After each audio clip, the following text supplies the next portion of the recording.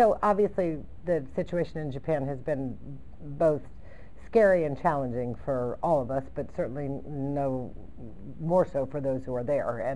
And we spent a lot of time, first of all, making certain that our associates were okay, and that our hotels were okay, because we had hotels both in Sendai and in the Tokyo area that were affected, not significantly, but to a place where they have been had structural damage and certainly some interior damage, not so much structural damage. When this happened, it was very scary and appropriately tragic, but it got worse in the next 48 hours. And I don't think when it initially hit, with the communication that was coming out of Japan, we had any idea the magnitude of what was coming.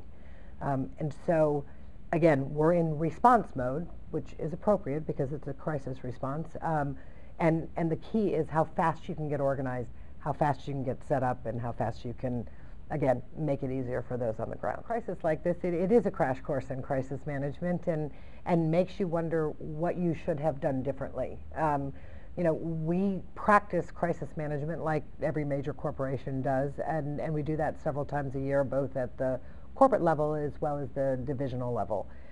Our practice is that where something goes wrong, we'll take the lead. So obviously our team in Japan has taken the lead on the crisis response and the needs for this particular situation. One of the phenomena that has really been surprising to us is the return of business, or the need to do business in a fairly quick time frame.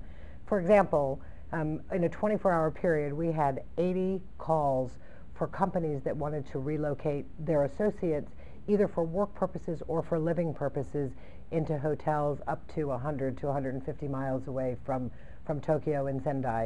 And as a result of that, we needed to set up a response system that allowed us to get back to them in a timely manner, try to fill their needs, and at the same time not put so much pressure on our Japanese team because they have enough to deal with.